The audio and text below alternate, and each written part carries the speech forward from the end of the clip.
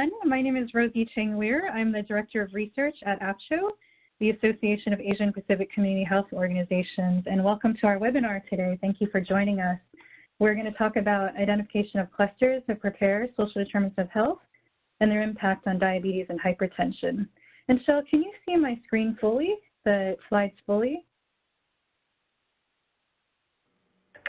I can on my end. Okay, perfect, great. Okay, wonderful, great. So again, I'm the Director of Research at AAPCHO, and welcome to our webinar.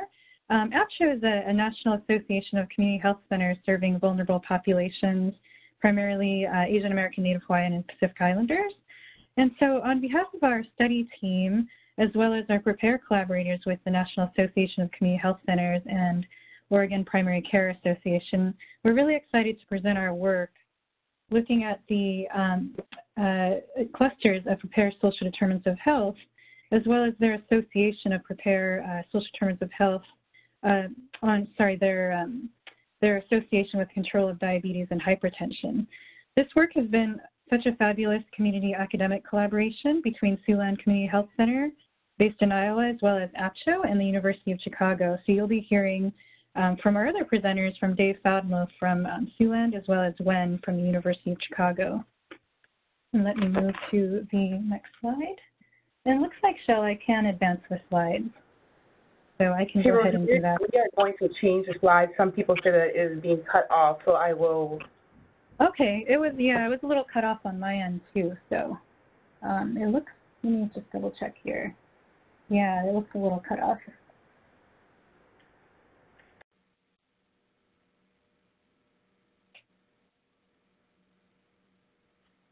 Okay. I will work on that. You can go to the second slide. Okay. I will work on it.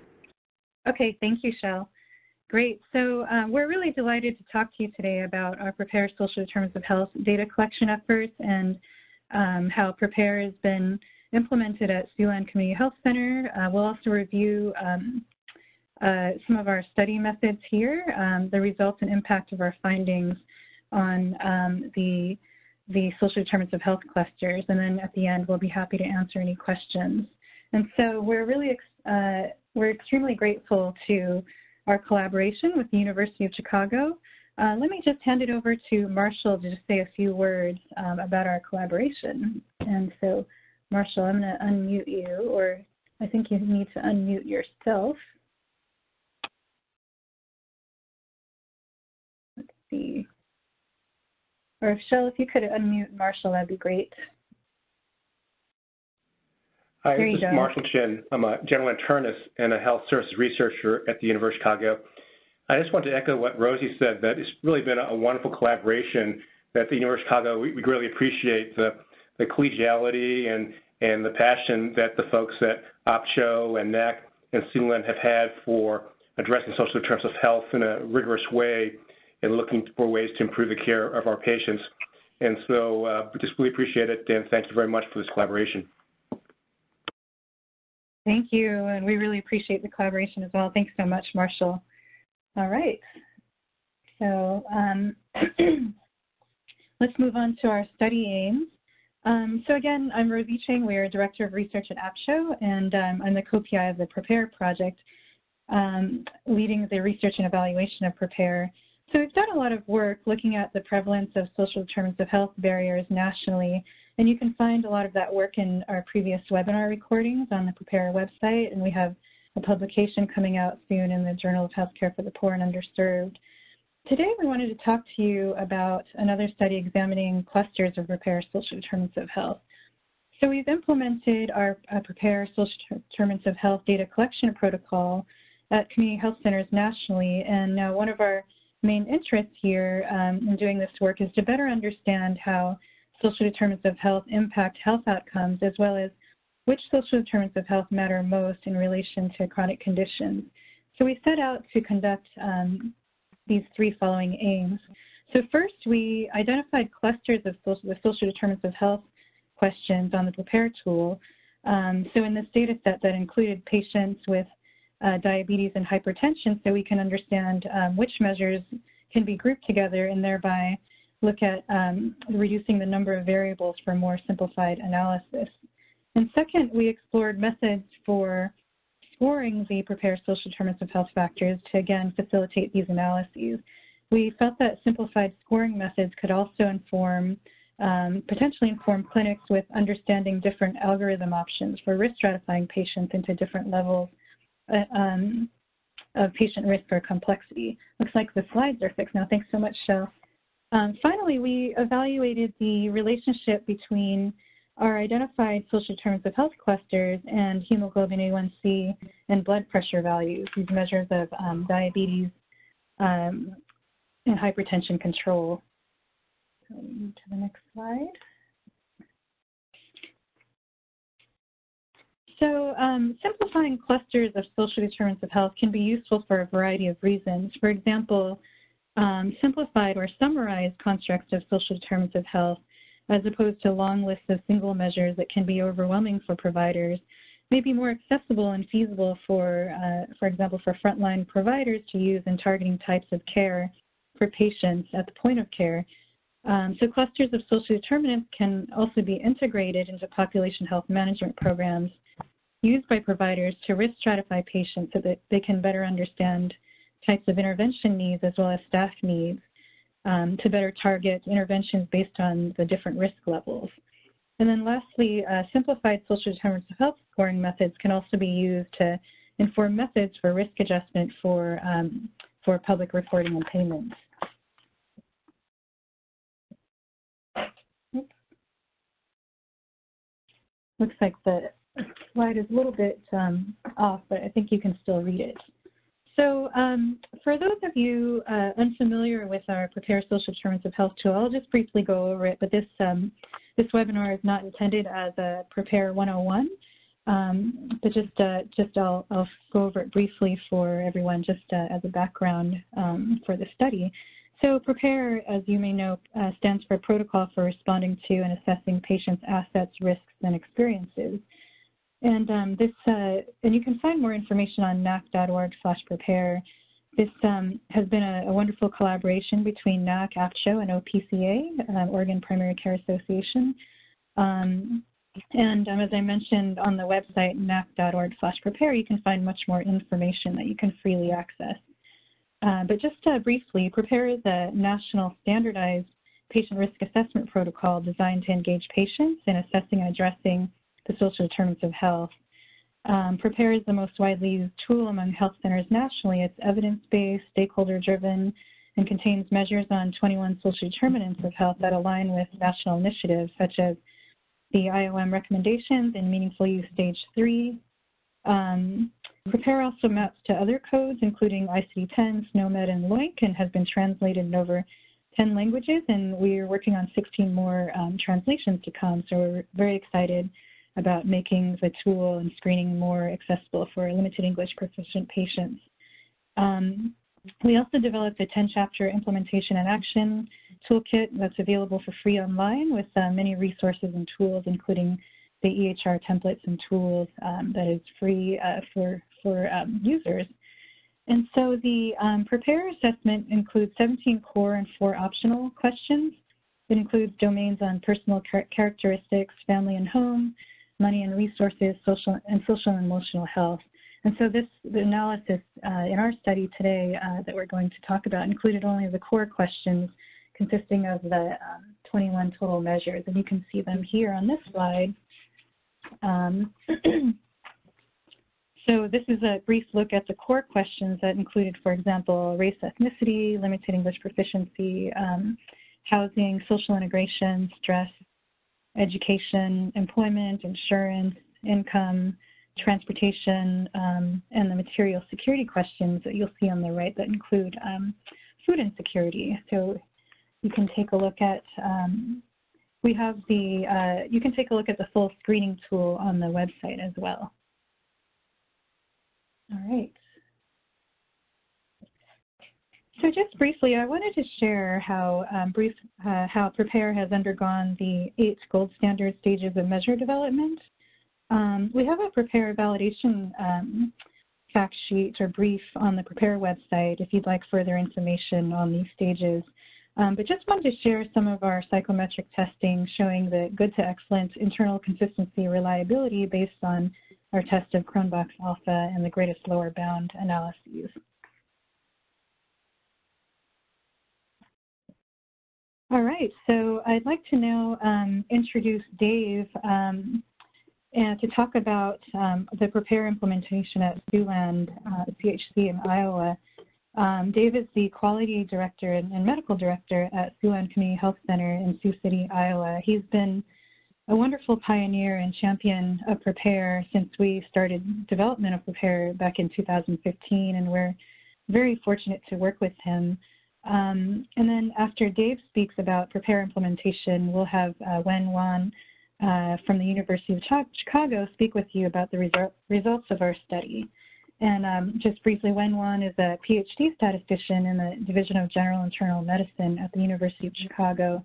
She's been working over 10 years in various clinical studies, including diabetes, and we're very honored to work with her as well. So let me go ahead and turn it over to Dave. Okay, can you hear me okay? Yes, Dave, I can hear you, and I'm happy to advance slides for you if you'd like, or you can do them yourself. I'll let you advance, that's fine. All right, so as Rosie mentioned, my name is Dave Faltmo. I'm a practicing physician assistant, so I see patients most of the time, but I also have some administrative duties as the quality director, medical director, report to our chief medical officer, Dr. Pipolani. But we feel like we've been really fortunate to be part of this PRAPARE project from the beginning, and we continue to try to find ways to utilize this to help better patient care, and it's been a great experience. But I just wanted to talk briefly just about our workflow. Our goal is to screen all patients 18 and older annually, and we screen just above 50% right now, and we really focus on those that are chronically ill patients with chronic conditions. We want to make sure we get the majority of them. We do have a lot of transient patients that come to our urgent care that don't really establish primary care with us, and so we try to get them too, but we really focus on our patients that are part of our patient-centered medical home and making sure that they have the PRAPARE screen done annually. So just, you can see the workflow there. That is kind of a busy slide and it's hard to see. Why don't we go to the next slide and we'll break this down just a little bit. So we have tools in place that as patients present for their visit that day, we know if they're due for a PRAPARE, if they haven't had a PRAPARE screen done within the last 12 months. And so, you know, if they've had it done, then we're good on this workflow. But if they haven't, then we want to make sure we screen them. So next slide. So basically, the screening takes place one of two ways.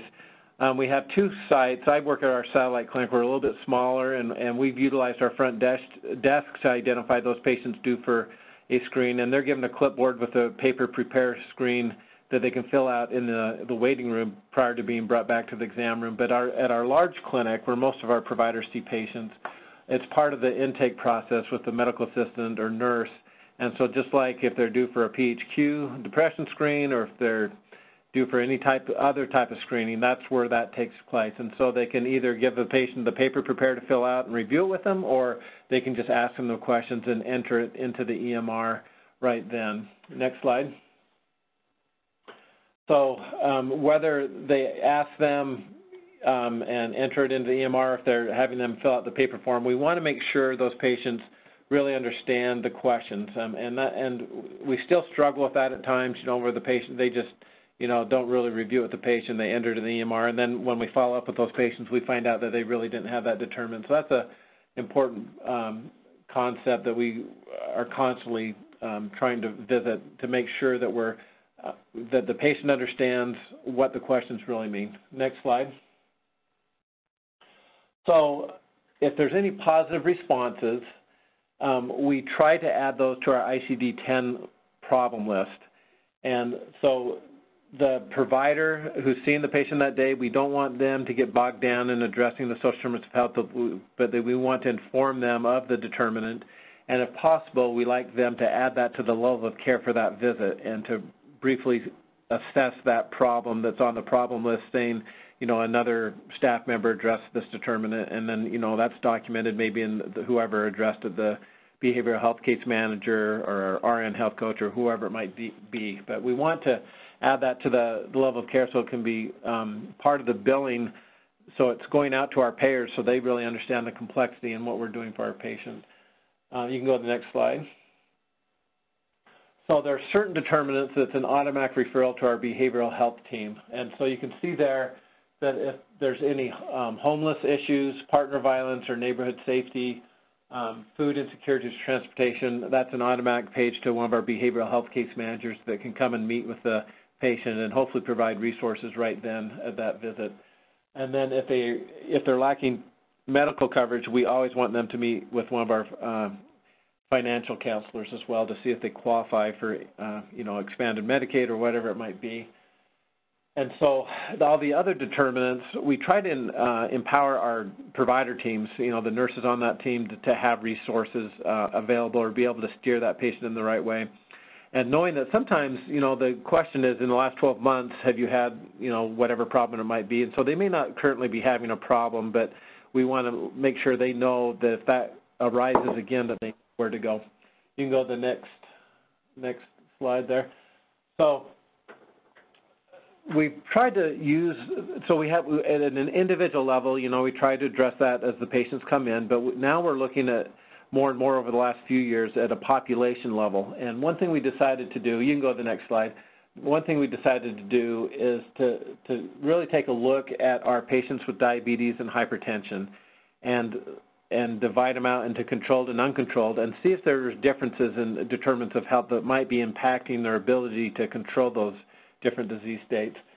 And so you can kind of see the numbers there of how many patients that we had. So we had 716 patients with diabetes only, 2,300 that had hypertension only, and then 1,477 had both. And then, there's a large population of those that didn't have either. You can go to the next slide. Great. Thank you so much. Yeah, and I'll just say we got to the point where we could kind of look at it at a big level, but we needed some help with the analysis of the data, and that's where we turned to AAPCHO and the University of Chicago. Great. Thank you so much, Dave. Yep. All right, Wen, it's all yours. Thank you. Okay, thank you. So once we have data, we have the data of social determinant health data because most of them, they are binary or ordinal data. So we did, before we do the fact analysis, we did calculate the correlation coefficients, pairwise correlation coefficients between them. So to avoid the missing data issue here. So then from there, we can determine which factors may not so important or not informative at all. So for those with very low prevalence, so we exclude them. So there's a three, migrant status, child care needs, and other material insecurity. These three have been excluded from the analysis. And there's also three factors are their correlation coefficients with the others are very low, less than 0.35, or it's, then we also consider them as a standalone factors. Those are federal poverty level, social isolation, and housing status. So these three have been considered as a standalone. They are not part of the fact analysis, but part of the analysis in M2, which is an association between the disease with the factor analysis. Okay, so we also find out there's four factors that have a very highly correlation coefficients. They are all beyond 0.85. Then for those, because we can use one represent the other three, so we made a composite factor for them. So those are needs in food, utilities, clothing, and phone. So these four compensate with a, we call it multiple material needs. So finally, for the fact analysis, we end up with 13 social determinant health factors. So once we feed in the fact analysis, we also use confirmatory fact analysis to evaluate and verify the findings from the exploratory fact analysis. Okay, next slide. So this is the structures we find out. So among the 13, you can see that we have the first cluster, we call it a social background, which including 4 components: language, ethnicity, education, race. And the second one, I think is the most important one, which we call social insecurities, which include 7 components here: housing, security, material needs, transportation, healthcare needs, stress, violence, and safety. And the third one is we call it insurance and employment status. And remember, we also have 3 standalone clusters, which are federal poverty level, social isolation, and housing status. Okay, so total we have 6 clusters through this analysis. Okay, next slide. So before we do further analysis, we scoring them. So here's this is our analysis plan here. So first, we standardize all the factors, social determinant health factors, with the same range from 0 to 1. Okay, then with basically we make them as equally important. Then we cluster them. Because we have a missing data issue, so instead of we sum off them in the same cluster with the equal weight, we did slightly different, but the main idea is the same. So first we average the factors in the cluster, then we multiply it with the total number of the factors in the cluster. And then, so this way we can avoid the missing data issue. Then we know the maximum of a cluster is the total number of factors. So for example, like I highlighted, the cluster 2, which is its most important, which is social insecurities, which contains 7 components. So these 7 components, basically the maximum score is 7. So for the cluster 1, the maximum score is 4. And for the standalone, the method score, the maximum of the score is 1. Okay, next slide. So, so this is the M2. We try to determine associations of social determinant health clusters and uncontrolled diseases. So for this slide, is for the association with uncontrolled diabetes. We did logistic regression. We dichotomized A1C data into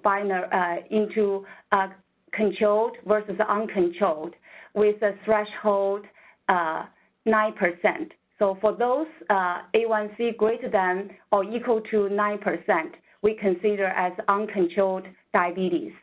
And we have about 2,000 patients in this analysis.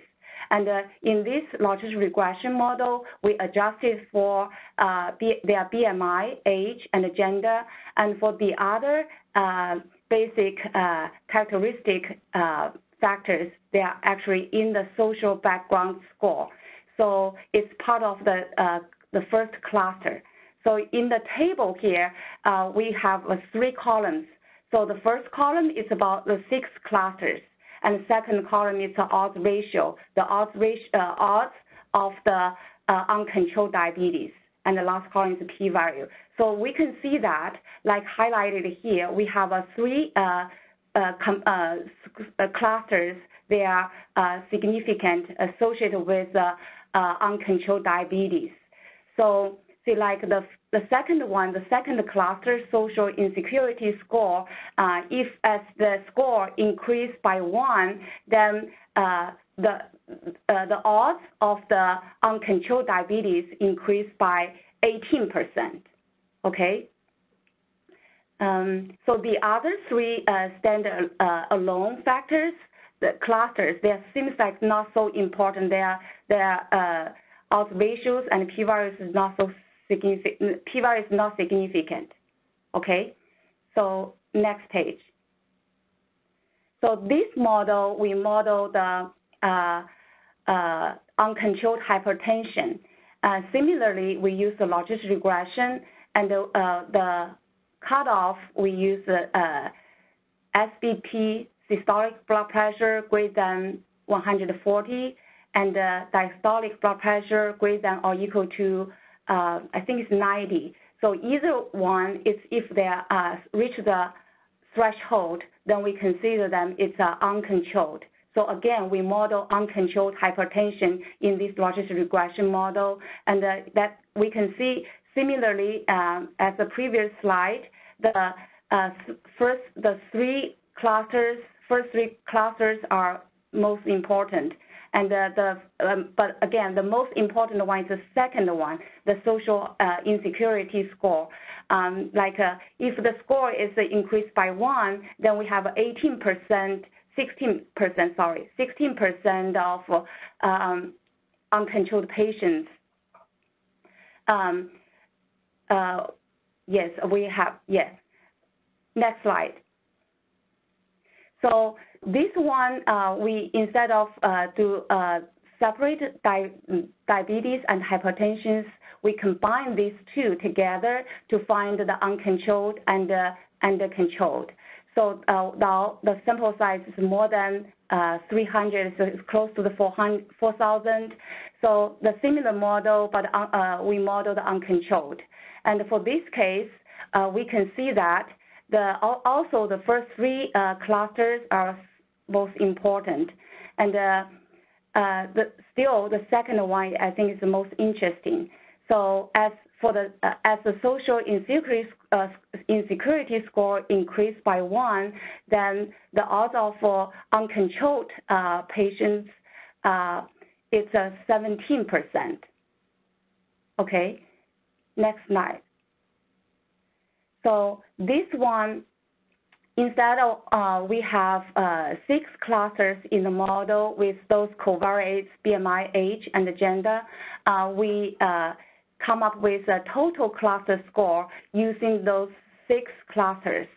So we did logistic regression again, but only with a total cluster score with the 3 covariates into the model. So in this table, we can see that we have 3 outcomes, 3 kinds of outcomes: diabetes, hypertension, and or combined diabetes and or hypertension.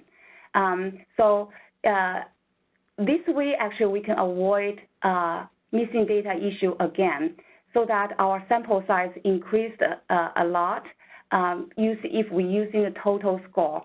And the results are very consistent to the previous one. See, like diabetes model, if the total score increased by 1, the odds of uncontrolled diabetes is about 8%. Okay, the p-value is about 0.03. Okay, I think that's all right. Next slide. Okay, thank you, Wen. Great, thank you so much. So overall, these analyses using PRAPARE social determinants of health data really demonstrate the importance the social determinants risks are associated with diabetes and hypertension, and really supports the importance of screening for social risk and understanding social determinants in patients with chronic conditions. The results also suggest that these distinct groups of controlled and uncontrolled disease can be differentiated using the PRAPARE social determinants of health screening tool, further supporting the, for example, known group's validity.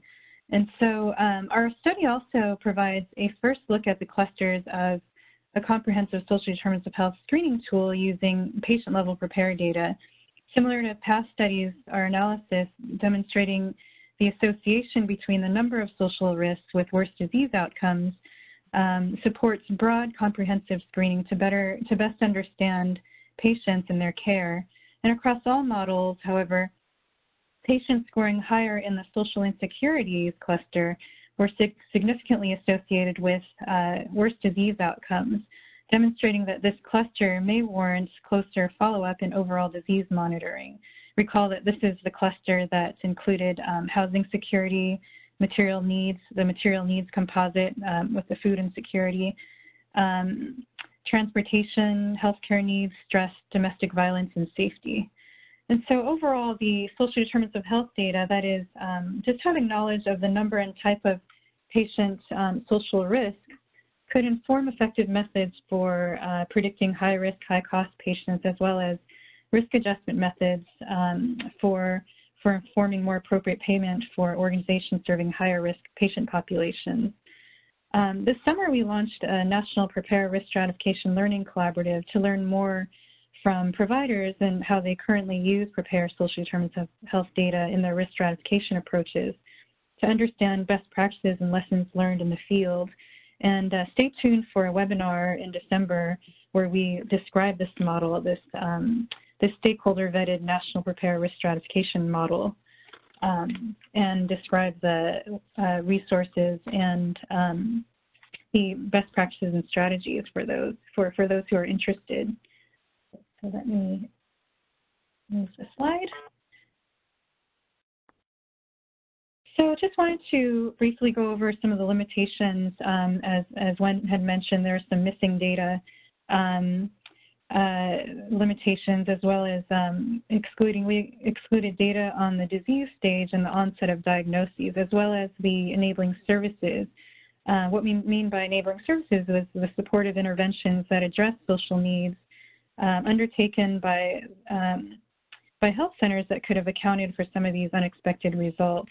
And let me just, speaking of some of these interventions, I'll just turn it over to Dave to provide some of these examples of interventions that Siouxland provided to address their patients' social needs. So let me move to the next slide. Okay, can you hear me okay? Yes, thanks, Dave. Okay. All right, so one thing that we clearly identified that there was a difference in food insecurities with our patients with diabetes as far as the controlled group versus the uncontrolled group. So we decided to really focus on that. And this first picture shows some shots of, we partnered with a local grocery store and with the YMCA. The YMCA had a grant to help with cooking classes. And so we provided the instructors, they provided the money to buy the food, and then the grocery store had a demonstration kitchen that we utilized. And so we have a couple of shared medical appointment groups for diabetes that we mainly targeted, but we've also had some other cooking classes just for patients that weren't involved in those shared medical appointment groups. And so they're able to come and see food being prepared that is low in carbs. The one picture on the lower left is actually not mashed potatoes, but cauliflower kind of potatoes with gravy and meat. And so then we also gave them grocery store tours. And so we had someone from the grocery store that's a dietitian take them around the grocery store and help them to shop on a budget, but also shop for healthy foods. You can go to the next slide. Another thing that we did is really focused on making sure people had access to vegetables. And so we partnered with a local organization called Voices for Food that's a University of Nebraska Extension Office program where community gardeners donate excess produce to food pantries. And they found that the local gardeners had a hard time matching the times up to deliver their produce. And so they approached us to see if we might be a drop-off site and also a distribution site. And so from year one to year two, just the amount of produce going out of our clinic was greatly enlarged. I mean, I think the first year we gave out like 300 pounds of food to patients coming in our office. And this year, I think we're close to 2,000 pounds of produce that we've distributed to patients in need. We also have some demonstration gardens that you can see pictures of there. So we have garden boxes that we actually produce our own produce to give to patients, and we just built 3 more boxes as well. So that's been going real well, and that's been a great experience for our staff to kind of be involved with that, and our patients love it. You know, I remember talking to one patient saying how important it is to increase the vegetables in her diet, and she goes, well, I just can't afford it, but then she held up 2 sacks of tomatoes, but I can today, you know, because she was able to get tomatoes from our delivery site. So that's been a great experience. You can go to the next slide. And so just the overview there of what we've done with trying to address those food insecurities. And so we're looking for ways to really target those patients that really need that the most. Right now, whoever comes in our office is free to take produce if they need it. But and we've targeted some patients where they know that they can check to see what we have, and they can call even when they're don't have an appointment that day. And we have people that did that throughout the summer. But we really want to identify those that have real needs, that have a hard time affording produce. And so that's kind of where we're at now. So it's just one way that we've used PRAPARE data to help us change the care that we deliver. You go on to next. I think that's it. Yeah. Great. Thanks so much, Dave. So as Dave had mentioned, there are several interventions that were provided to diabetic patients or patients with hypertension. So what we wanted to demonstrate here was that social determinants of health need data are linked to the social determinants of health response data, also known as the enabling services or interventions that address the social needs. And we believe that the data on the patient's social determinants of health risk from PRAPARE and the data on the interventions or the response, such as the enabling services, are both part of the value equation to be able to better evaluate the extent to which clinic interventions are addressing patient social needs. So in the study, by not accounting for enabling services or interventions, it's possible that the social determinants of health impact results were underestimated since Siouxland provides some of these interventions, as Dave had just described. And so here we just wanted to demonstrate that in future studies, we plan to incorporate enabling services or intervention data to be able to better understand this magnitude of the link between social determinants of health and appropriate clinical care, as well as the magnitude of the link between the social determinants of health and health outcomes. And measuring the strength of these associations is really needed to be able to better evaluate the contribution of enabling services and these non-clinical interventions that are routinely provided by health centers. Oops. Next slide. So at AAPCHO, at my organization, the Association of Asian Pacific Community Health Organizations, we had developed a protocol to document these enabling services, and I just wanted to share it with you in case you've not seen the data collection resources available on our website at enablingservices.apcho.org, including a data collection guidebook and protocol and implementation packet. All of these are, a lot of these are also available in Chapter 10 of the PRAPARE toolkit and on the PRAPARE website, nac.org/PRAPARE. Similar to PRAPARE, we had developed a lot of these resources in partnership with a variety of community and clinic stakeholders and national partners. Let me go to the next slide. Whoops, that brings me to the end. Again, thank you so much for joining us. And we really want to acknowledge our incredible community academic partnership with Siouxland Community Health Center and the University of Chicago and their funding to support this work. And also a big thanks to our PRAPARE team, the National Association of Community Health Centers, and the Oregon Primary Care Association. So I think now we have some time for questions. So let's see. Michelle, if you wouldn't mind helping us with that part of this part of the Q&A, that'd be great. Yep. So Dave, this was a question, and you kind of talked about it a little bit, but there was a question about who exactly at your health center completes the PRAPARE assessment. So kind of going through, again, your workflow, there were a lot of questions about your exact workflow. So if you could talk a little bit more about that workflow and what that looks like. Sure. So again, we view it just like we do an annual PHQ depression screen. And so we know when they're due for it. As they come in, you know, we have two sites. One site, the front desk identifies those that are due for a PRAPARE screening, gives them the paper form on a clipboard, and they fill it out in the exam room. And then it's reviewed by the intake nurse when they are doing the blood pressure and vitals and everything else. And then, you know, if there's any positive responses, then they go to the appropriate person to address whatever it might be. At our main clinic, you know, again, at the beginning of the day, they know who's due for PRAPARE based on our population health tool that we use. And as they come in, they'll either have them fill out a paper form and review it with them, or they'll just ask them, go through the questions with the patient and enter it into the EMR. And if there's any positive responses, again, we'll reach out to the appropriate care team member to help them address whatever determinant it might be. So our goal is to do that 100% of the time. We're not at 100%, but we're over 50%, and we really focus on those chronic care patients. And so our health coaches have, you know, their care coordination work that they do with outreach. And if they notice that someone got missed and they're overdue for PRAPARE, a lot of times they're going to do that as part of their outreach, whether it be by phone or face-to-face on a visit just with them. So we try to catch them. As part of we just had a HRSA site survey earlier this year, and one of our action steps is to make sure that all of our patients with an A1C greater than 9 receive a PRAPARE or up to date on their PRAPARE screening.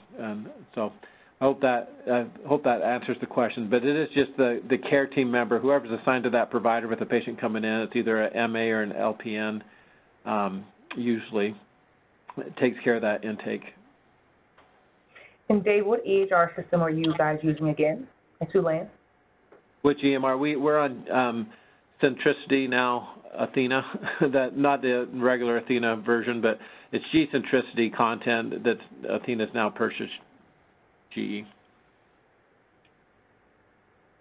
Thank you, Dave. And we use the Alliance of Chicago content too. So the Alliance of Chicago is a HCCN that modifies the G-Centricity content to be more specific for the health center needs. So we use their content. Awesome. Thank you, Dave. Rosie, can you go to slide 19? There was a question around what fell under social insecurities again. So if one of the presenters want to talk more about these clusters and how they were identified, that was one of the questions. Great. Thanks, Shell. So yeah, I'm on the slide with the clusters. So as you can see there, the social insecurities represents the housing security, the material needs composite. So that includes, because they were highly correlated, that included food insecurity, the utility needs, clothes, phones. Oh, clothing, phone. Thank you, Lynn. Thank you. So that was, again, a composite of the material security question. It also included transportation needs, the healthcare needs, stress, domestic violence, and safety.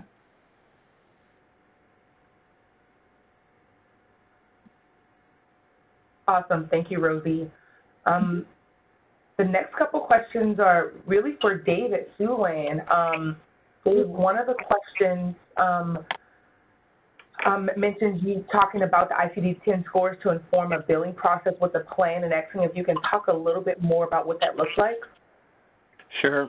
So the content that was developed within our EMR, if you click on a positive response and there's an associated ICD-10 to go along with that insecurity, it'll pop up with a jump button, and if you click the button, it'll automatically add it to the problem list. And so it gets added to the problem list pretty easy as you fill out the form if you choose to add it to the problem list. And again, we're not perfect at this. It's still a work in process, but we try to inform the provider of the insecurity that's been added to the problem list. Could you please add that to your level of care at the end of the visit? Because we figured that's probably the only way we're going to be able to communicate with our payers the complexity of our patients and their social needs. And so we try to make it easy for the provider, but that's one thing they do have to do in order for it to go out on a billing claim to the payers, is to add that. So there's not an ICD-10 for every PRAPARE question, but the majority of them do have that, and it's nice that it just pops up and you can just add it to the problem list. Awesome. Thank you, Dave. Go ahead, Rosie. Oh, just to clarify, we have been working with the ICD-10 committee to make sure there are ICD-10 codes for all of the PRAPARE questions. So that submission is in progress, and so that was submitted. So we hope that in the future there will be a linked ICD-10 code for the PRAPARE responses for all of them.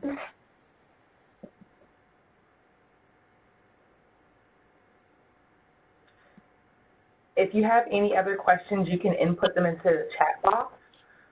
This question is for all of our presenters, especially our researcher presenters, but in terms of more studies that will explore addressing social determinants and the impact on chronic condition, hypertension, and diabetes, are either of the organizations who are on the call, are they working on more studies? Yes. Yeah, we've been busy working on a lot of different studies. We've, as I mentioned earlier, we've been working on a stakeholder-vetted risk stratification national model that uses PRAPARE social determinants of health data, and so we're looking at different ways, different components of not only social determinants of health, but different components of measures that might speak to the definition of high-risk patients, so might contribute to the high-risk patients. And so after developing the stakeholder-vetted national model, which we'll present in the December webinar,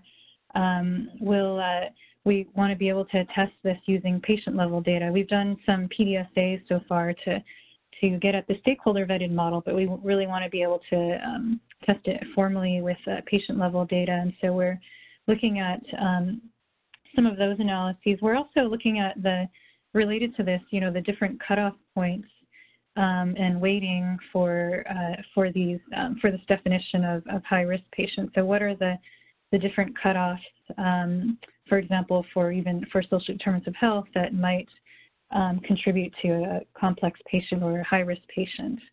As I mentioned earlier, we're really interested in looking at the enabling services as well, the contribution of enabling services for health outcomes, for these addressing social determinants of health and the health outcomes, because we want to be able to control for the interventions that many health centers already provide to address these social determinants of health. So those are some of the things that we've been looking at. And so happy to chat more about what else we're working on if you want to email me directly as well. But those are some of the major ones. Yes, Rosie, I will send you. Oh, go ahead, Dave. Well, I was just going to say we've been part of that national collaborative too that Rosie was speaking of, and it's been a great experience. And we've been working on incorporating social determinants of health into a risk calculator, risk model for a few years now, and we certainly hadn't arrived, and it was really helpful to be part of that collaborative. So we're still working on that as well. The other thing that we do is we've weighted all the questions, and we're able to tally that up within our population health tool to know who the high scores are with PRAPARE. And as they come into their next visit, our behavioral health team is keyed in to meet with them to see how they're doing and to see if the interventions that were provided at the screening have been helpful. And so just through that, there's been a lot of information that we've found really enlightening. Most of us would assume that you're going to have a high no-show rate if someone has a lot of social determinants of health, and that is the case. When they know first thing in the morning who's coming in, and the no-show rate for those patients that scored high was much higher than our overall average no-show rate. And so we're looking at that type of stuff, but there's just so much you can do once you start looking at that at a population level. No-show rates, there's just all sorts of things that you can do with it.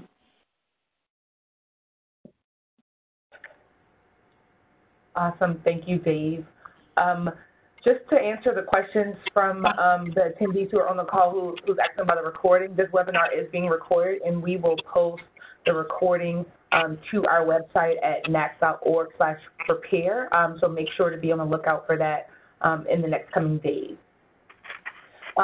Another question for the presenter, since it looks like we have about 9 more minutes. If a patient has a positive response for any of the factors in the clusters, would all of them be actionable at point of care?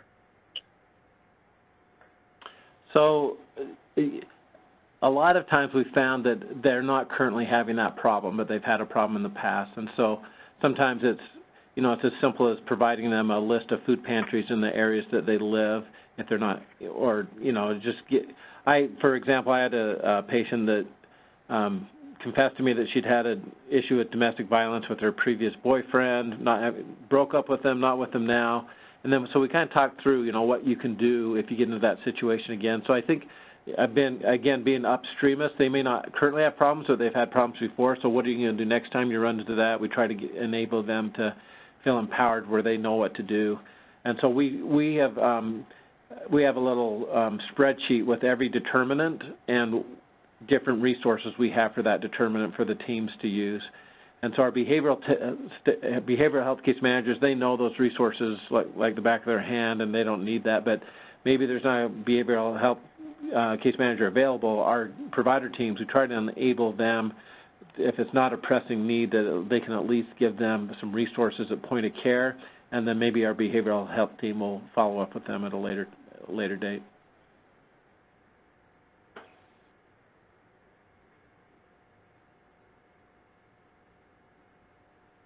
All right, Dave, another question.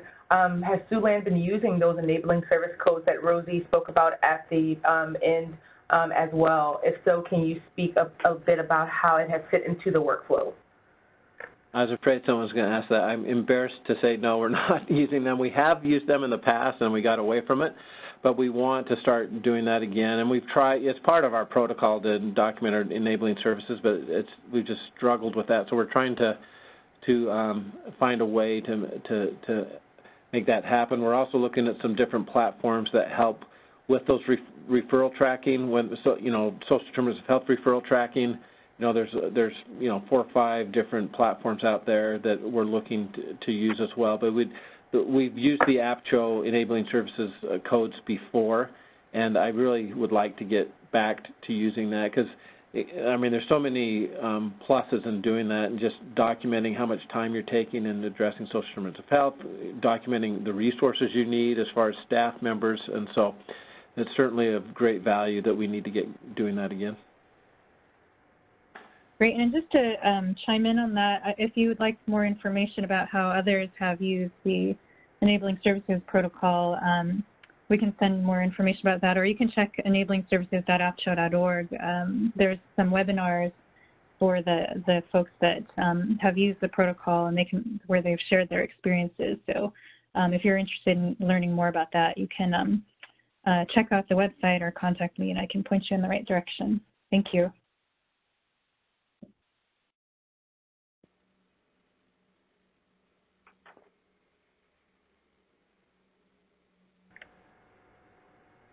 So Dave, another question. People are very intrigued about the interventions that Siouxland have been working on. So with the grocery stores and the garden, and they're just questions around how did you initiate that partnership, or how did you work to get the garden? I've got a couple questions about how you guys built the garden, but if you could talk a little bit more, maybe 2-3 minutes before we close out Sure. the webinar, about the different interventions and how you worked with the community once you had the data. Okay. So when we first got started with PRAPARE, we cataloged what our resources were internally and who in the community could help us and what relationships we already had. And then we tried to see where we were lacking and tried to build up additional resources to meet those determinants. And so we started having different partners, community agencies in town come to our Social Determinants of Health Committee meeting to explain what services they had. And one of those individuals was the person that ran the Voices for Food program for the University of Nebraska Extension Office. And so we've become part of that organization. We have 3 staff members that attend their meetings, and we have a great relationship with them. And they help us a lot with just, getting the word out to the community gardeners that we're a drop-off site. And so we've done that with a few other things too, but as far as so the Voices for Food is funded well, too. They have a lot of grant money, so we were able to use their grant money to build our garden boxes. There's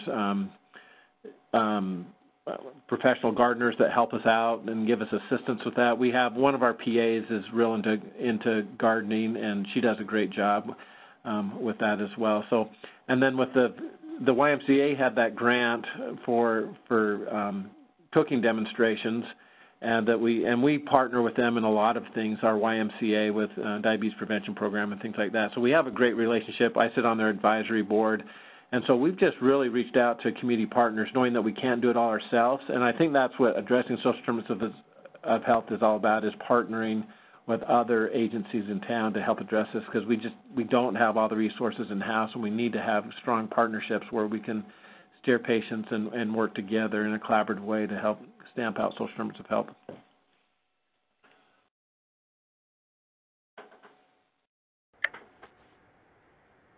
Awesome. Thank you, Dave. Any other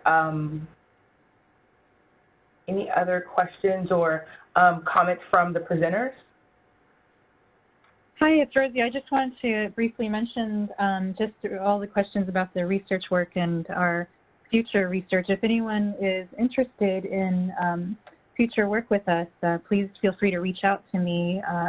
You can, I think my contact information is on here, but if not, it's just RC as in cat, WEIR at AAPCHO.org, and you can certainly contact Shell or the PRAPARE team if you need that again. Let me see if I can find it on the last slide.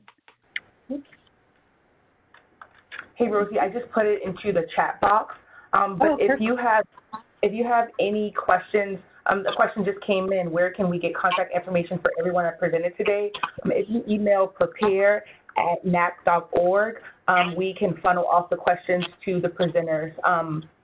So make sure you all, and I also included Rosie's email, which is rcweir@apcho.org, and that's in the chat box, as well as the link for the Enabling Service Accountability Project. Great, thank you, Shell. Shell. I don't mind my email either. Okay.